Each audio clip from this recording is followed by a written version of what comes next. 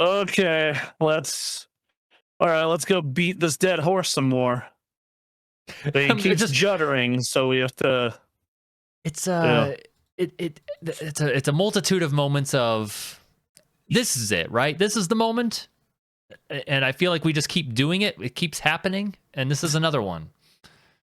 Okay, so elaborate on what's happening so I can expand on it, because it's just like I know a lot about what happened to the Dreamcast, and this is almost an exact mirror of it, except slower.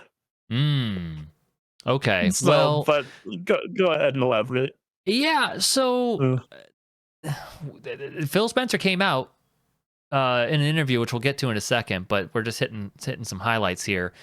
Is just came out and said, they've been trying to get people to get Xboxes ever since that one conference that was about TVs and no discs and always online, and it is.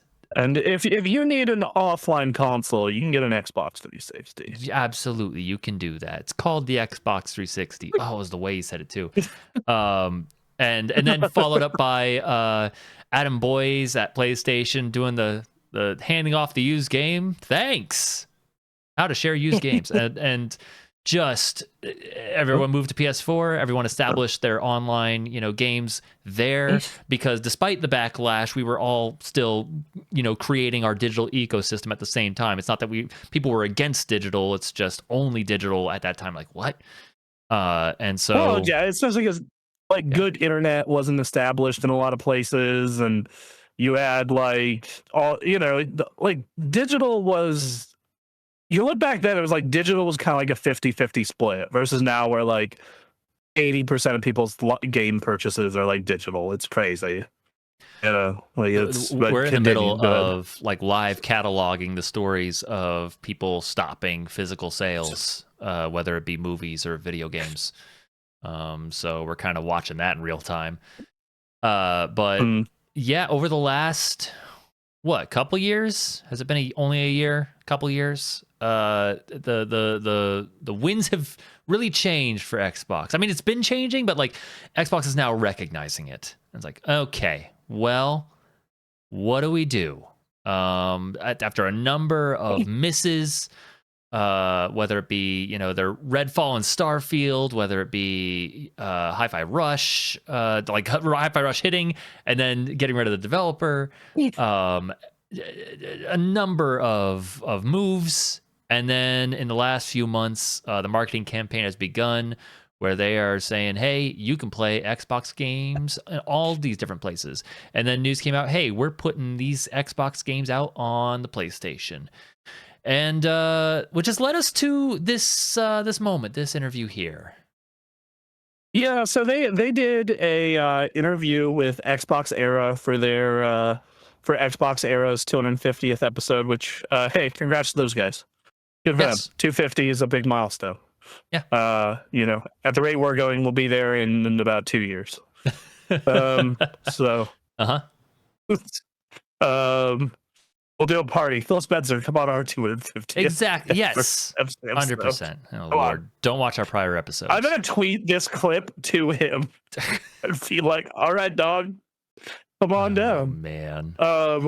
We used to support you a lot. We believed in this vision for Xbox. So we really did. I mean, I still like Phil Spencer as a dude, no matter what. He just seems like a really cool guy. Yeah, I love him as a person. I love Game Pass. I think that as far as the consoles that launched this generation, I preferred the Xbox's look and feel.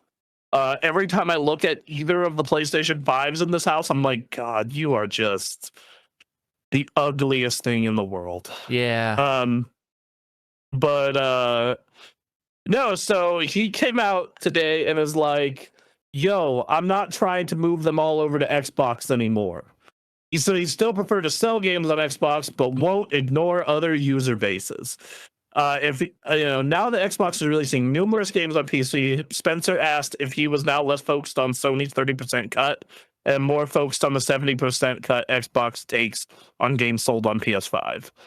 And he replied that this was the case, and that trying to get PS5 owners to move to Xbox instead of selling games directly to them was no longer a viable strategy.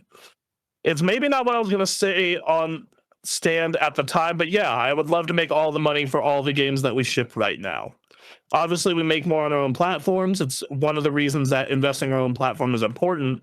But there are people, whether it's their libraries on PlayStation, whether it's the controller they like better, whether it's that's where the games they like are, and I don't want to then look at that and say, well, there's no way we'll be able to build business there, find fans of our franchises there. I'm not trying to move them all over to Xbox anymore. We are also invested in where our games are. Let's allow more people to play. And yes, the 70% that we make on our games on other platforms is helpful to us being able to build great portfolios like what we showed at the Developer Direct and what we will continue to show through the rest of the year. Yep. And then they added a bit at the end saying, hey, I want about, because on the last Developer Direct, they showed, hey, the PS5 logo and the Switch logo for some games. Like, hey, this is going to be on everything. He says, I just want to be transparent with people. If we're shipping on Switch, we're going to put that. If we're shipping on PlayStation or if we're shipping on Steam, people should know where they can get our games. Yeah. And he stresses that he feels Xbox is the best platform to play games on. I want people to experience our Xbox community and our games and everything we have to offer on every screen we can. Obviously, not every screen is equal. There's certain things we can't do on the other closed platform that we can do on open platforms or our own. This strategy will allow us to do big games while also supporting our native platform from the hardware to the platform and services we have. And that's going to be our approach. Yeah. Like, I get it. Yeah. Here's the thing. Is the console gamer in us is bummed. We're seeing it step by step, that, like you were saying, the Dreamcast kind of thing. But here's the thing. This is the right move. It sucks for the console war. From a money perspective, absolutely. Or especially a short-term money perspective, absolutely. The reason I say that is Last Stand Media just put out a video about Xbox today or yesterday, and one thing that they brought up is the Activision buyout is now the biggest acquisition in Microsoft history by over 3 times. That is some insane perspective. Yep. That I had to sit there and interpret and be like, oh, they couldn't run the solo platform strategy if they wanted to. Even if they wanted to, they would be the mothership would be like, no, we just spent $1 bajillion. You need to make that shit back and then some.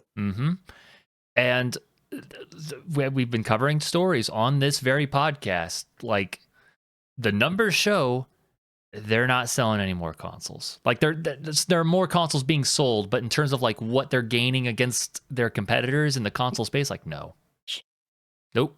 No, they are getting dunked on by the Switch and the PS5.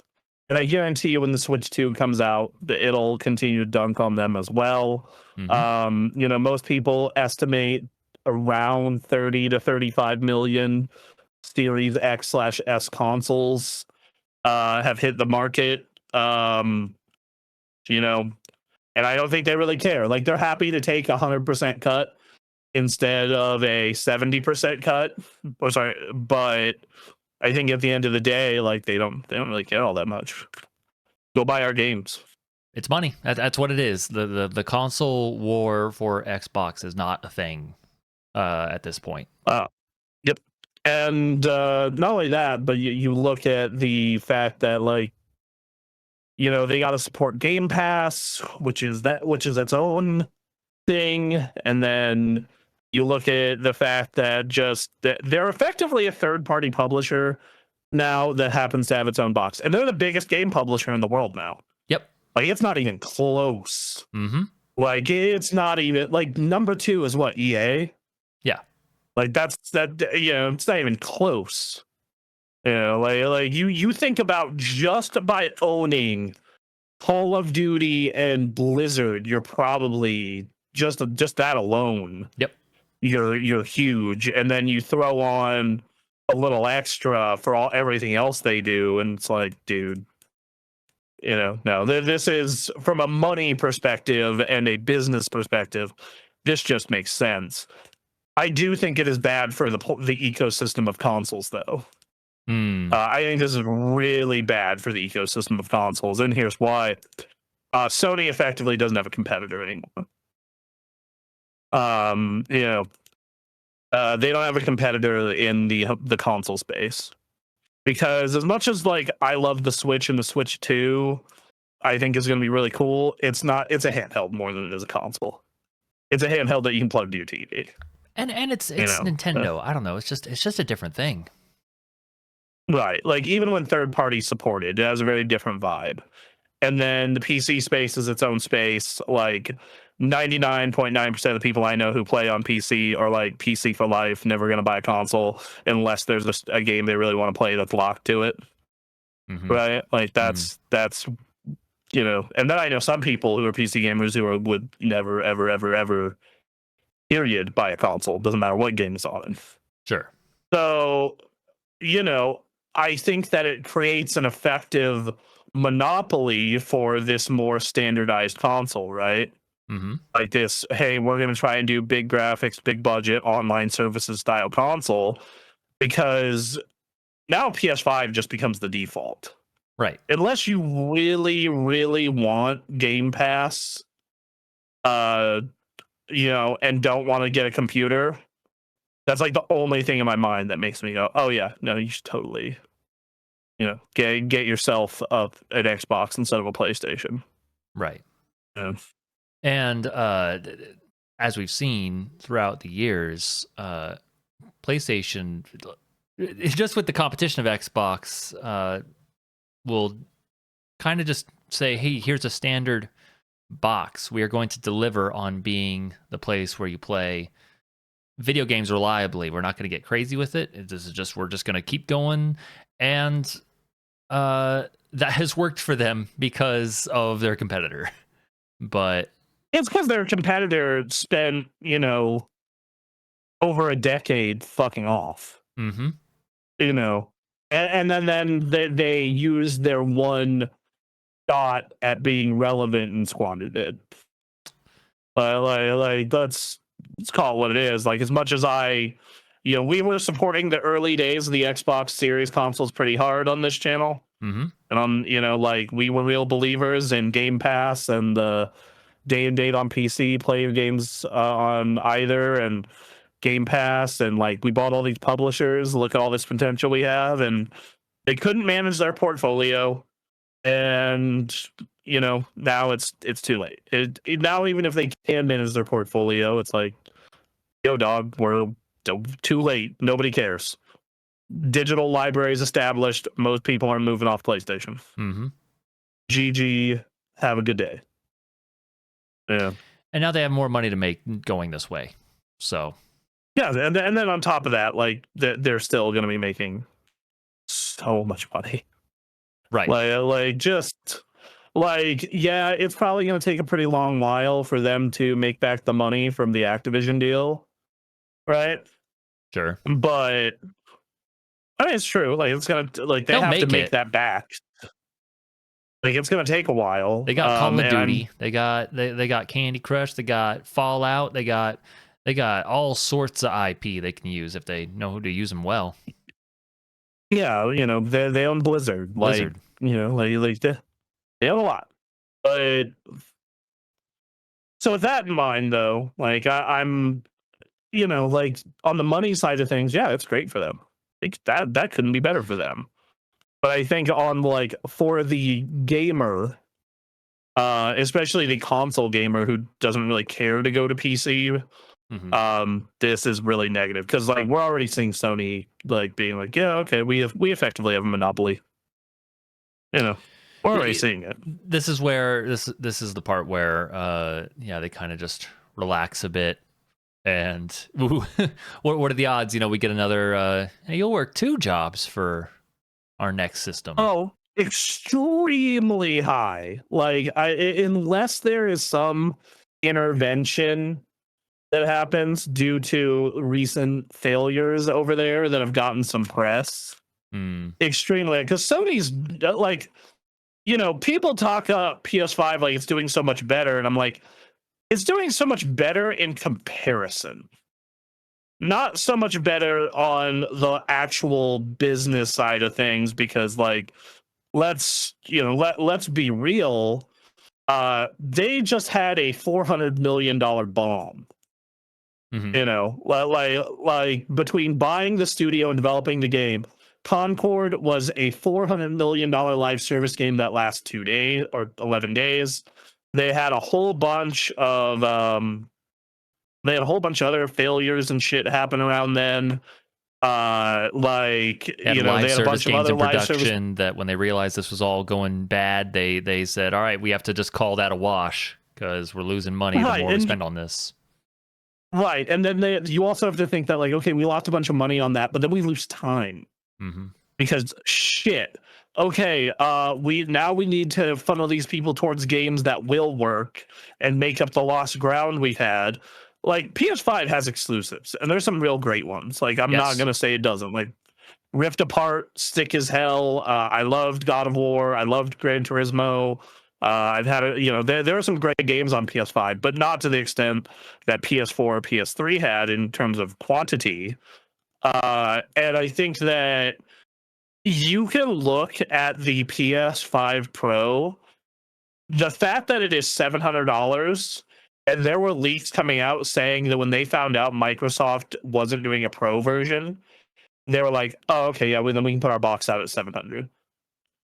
Like that, because like, well, we don't have another Pro console to compete against. Yep, do not worry about it. So it's this thing where Sony has also been doing not as good as people would think. It's just that they at least have had some wins, and they have had some exclusives, and at minimum some timed exclusives. Like I want to say the Xbox version of Black Myth Wukong still isn't out yet. Wow. But even then, it was still delayed. Same with Baldur's Gate. That came to Xbox late. So I don't know, man. It's just I always want competition in the market, and it seems like in your more standard console market, Sony's about to be a monopoly, and we've seen how cocky monopoly Sony works. Anyone who's been there during the early PS3 days, where there was this over-engineered $600 box with a ton of issues, like, it's not good. It's not good. They got their shit together, but cocky front runner in the video game industry always ends poorly. Like, that's a constant. So right. I'm waiting for it to happen again. Xbox is still technically in. They have a box.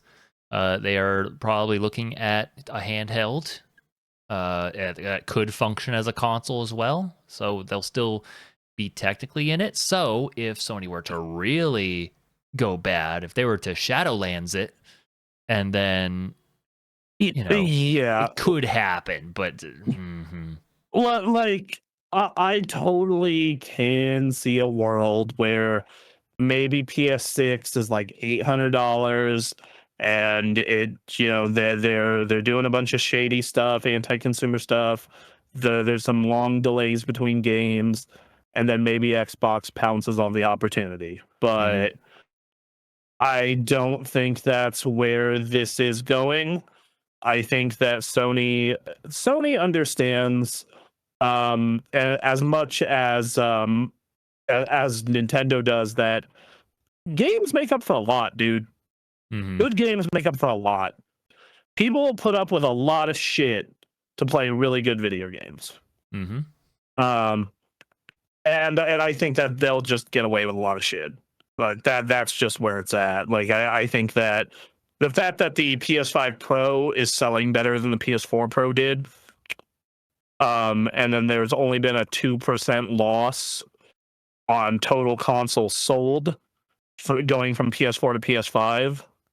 like, and you're like, well, that's still a loss. I'm like, yeah, that's still a loss, but they're also making a lot more money on services, and you have like the COVID thing to account for, and the fact that unlike PS4, prices haven't gone down, and a lot of people aren't making good money.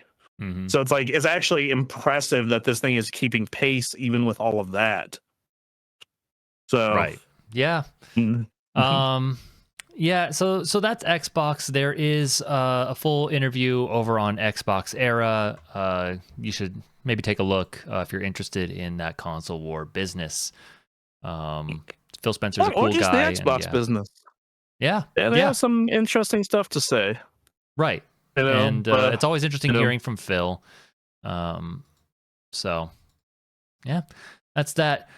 Speaking of Sony and PlayStation,